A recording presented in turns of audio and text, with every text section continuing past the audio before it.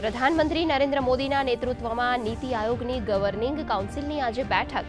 વિકસિત ભારત @2047 પર રહેશે વિશેષ ધ્યાન.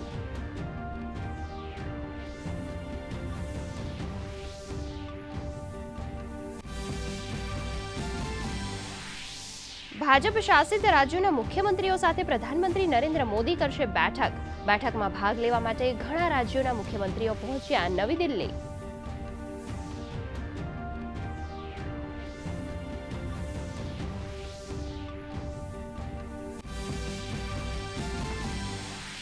મિસાઇલ મેન અને પૂર્વ રાષ્ટ્રપતિ ડોક્ટર APJ અબ્દુલ કલામની 9મી પુણ્યતિથિ પર કૃતજ્ઞ રાષ્ટ્ર કરી રહ્યું છે યાદ. દેશભરમાં શ્રદ્ધાંજલિ સભાઓનું આયોજન.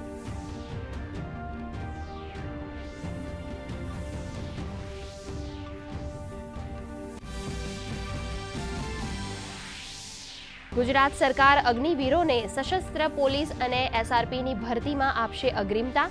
મુખ્યમંત્રી ભૂપેન્દ્ર પટેલે કરી જાહેરાત.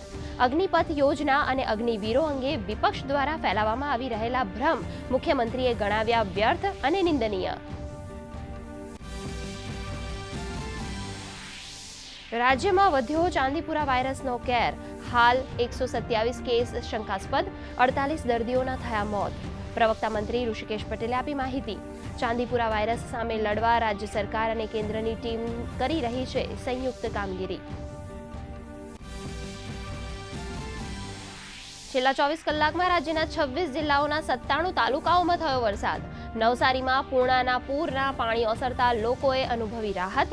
સુરત અને વલસાડમાં અતિ ભારે વરસાદ, તો સાબરકાંઠા, ગાંધીનગર, અમદાવાદ, આણંદ, મહીસાગરમાં ભારે વરસાદની આગાહી.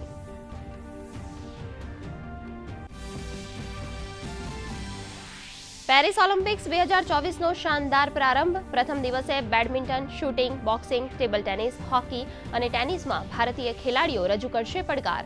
પેરિસ ઓલિમ્પિક્સમાં ભાગ લેનારા ગુજરાતના રમતવીરોને મુખ્યમંત્રી ભૂપેન્દ્ર પટેલે પાઠવી શુભકામના.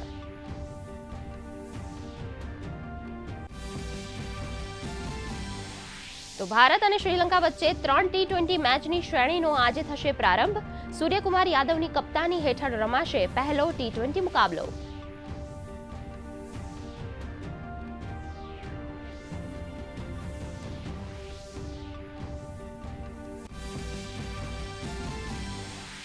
વિમેન્સ એશિયા કપના ટાઇટલ મુકાબલામાં આવતીકાલે ભારત અને શ્રીલંકા વચ્ચે થશે ટક્કર. બીજી સેમીફાઇનલમાં શ્રીલંકાએ પાકિસ્તાનને આપ્યો 3 વિકેટે પરાજય.